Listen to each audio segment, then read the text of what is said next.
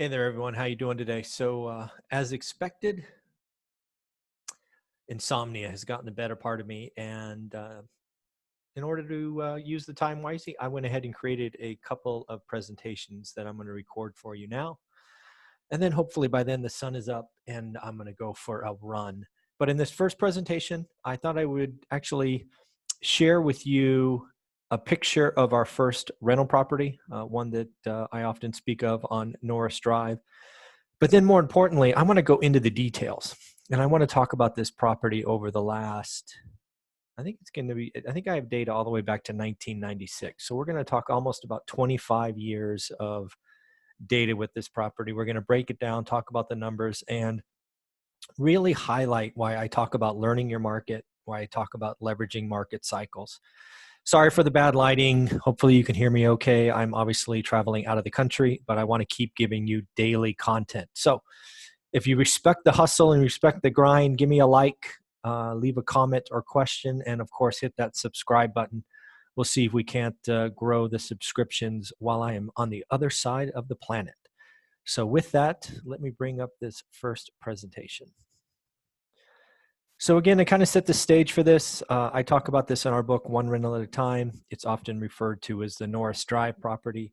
Yes, this is the property that would have crushed most people in the beginning because it didn't start well, right? The first tenants we put in looked great on paper, all checked out with references, and then, life happened. And we were left with, first month rent, a deposit, and then 6 months of no rent, lawyer fees, damage, and all of that. This presentation is not about that experience. If you want to hear about it and see what we did, buy the book, One Rental at a Time.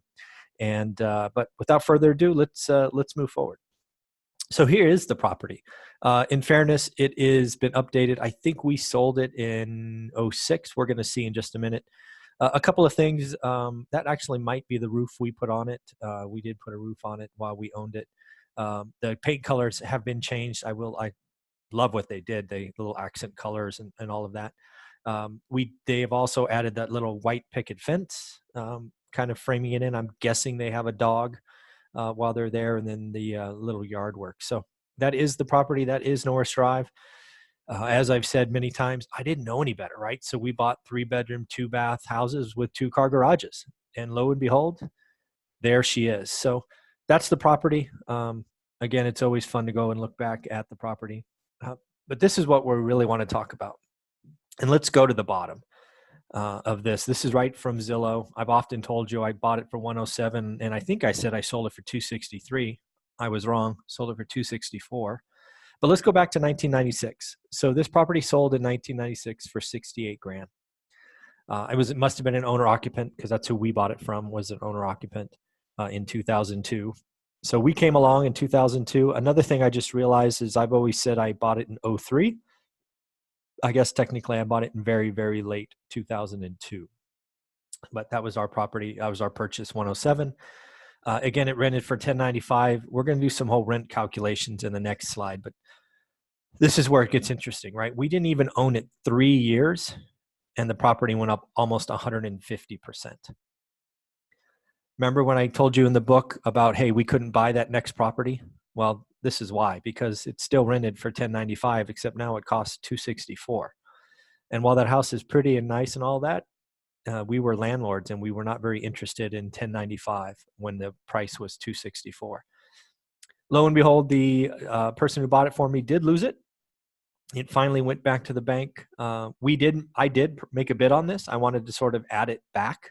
I think I bid 69,000 for it, but we were outbid. Winning bidder came in at 75. It did need about 15 grand of work because it was not treated well, and it was actually vacant for about a year before the bank took it back. And then lo and behold, it's gone up 100%. This individual sold it about 8 years later. So just look at that, right? So we obviously caught a great wave, right? From 107 to 264. And we did that 6 or 7 times, right? The 1031 exchanges out from houses into apartments. We're going to talk about that. When people get scared, it can fall. And it went all the way from 264 down to 75. And then it came back. And the point here is a lot of people think that all California is above the peak, and that's just not the case, right? I happen to live in a part of the Bay Area that is 50% above the '06, '07 peak. But most of California by land mass, maybe not by population, but by land mass, is not at those crazy high levels. Still good lending and all of that. So this is just, this chart, this one property just shows you how crazy and nutty that lending cycle was. And it shows you just how bad it got when stuff started to get foreclosed. But this is my spreadsheet. The one that I produce for my students has a whole bunch of colors. I spent about 20 minutes trying to get PowerPoint to recognize the colors. It didn't work. So let me level set what we have here is all of these are the Norris Drive property, and what you see on the far left are the purchase dates. And the purchase dates are from this slide here. So I'm not hiding anything. It's just I'm trying to show you a story of this property. So then there's the purchase prices. Again, I took those directly from what we just saw. I assumed 20% down. I wanted to make it apples to apples, and I didn't know what else to put there. When in doubt, I did not put repair cost or make ready because I didn't know, and I didn't want to dissuade or make the numbers look different than what I knew. But when we bought it in '02, we did spend about $5,000, and then we saw it in '09 when I was going to buy it back. It needed about 15. So those are the only two that I know needed repair costs. So I left the others blank. I just assumed a flat 2,000 in closing cost. In fairness, this would have scaled with price, but it was good enough. So then again, there's total cash. That's just the addition. So that is going to be the denominator in our spreadsheet later. Then for mortgage payments, again, I tried to make this apples to apples. Interest rates were very different in '96 versus '02 versus '09 versus '17. But what I did here is I think I did an interest-only payment of 7%. Again, everybody could use their own rates if you want to do this for yourself. But that's what I chose to do there. Insurance and taxes, I think I did at 1.52% of purchase price. Again, just trying to be even and fair. I assumed 10% property management and then $100 reserve every month. And then here is your total expenses, right? Starting with $541 and peaking at $1,629. And then rent. The first one, 1996, I guessed. I have some friends that were renting stuff back then, and they tell me that's the number, so I used it. Then 1095, it was very interesting to see that rent of 1095 was the same in '02 as it was in '07, right? So that's like 5 years of no rent growth, which again is very possible. People don't like to talk about. And then we've seen some nice rent growth here recently. Rents now for that house is about $1,495 or $1,395, if not slightly higher.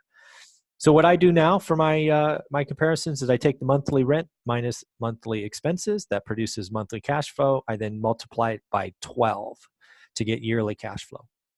But this is what I'm trying to get to, right? Good, great, average, bad.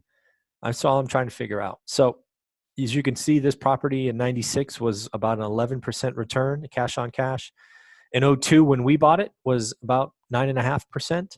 When we sold it, it was negative 8%. In my book, you hear me talk about alligators. Negative 8% or negative 7.9% is an alligator. You are feeding this animal every month, and it hurts. During the crash, this was about the highest it was at 14.7, and that's even with $15,000 in make-ready costs, because I will include that in the denominator. And then finally, I don't know if an owner-occupant bought it. You see the pictures that I saw. I'm guessing it's owner-occupant, not a renter, but I could be wrong. But still, a solid 8% return. So again, all of these, same property, just different times. I guesstimated rent. I used the same mortgage payment as I don't know what else to do there. And again, just trying to give you a flavor of what's possible. So what does this all mean? Well, this is what I hope you take from this. Banks are not conservative. They can execute very unprofitable transactions when lending gets easy. And to see that, look at line 3. It doesn't take a genius to realize that a negative cash flow of 8% is a bad investment. But when they want to, they can. The other thing is the herd mentality is very dangerous. On this spreadsheet, you should see the herd in 2 places. Again, row 3, there is no way that house should have been worth $264, but the herd pushed it up. The herd was equally dangerous on the downside. People were running away at 75 grand, which is crazy because it was extremely good deal, actually the best deal to date, and that's with 15,000 in additional costs. So again, the herd mentality is dangerous. It's why you hear me talk about it all the time. It's why I'm starting to vibrate at a different level for multifamilies, because I see the herd mentality coming back. Prices went up and up very, very quickly, all because of the excitement, hallway conversations, right? It went from 107 to 264 in less than 3 years. That is insane. That's not normal. Buy and hold is great. It's a great strategy. It's what we wanted to do. But selling when everybody wants to overpay is a pretty good idea. If they want to overpay, you can have it.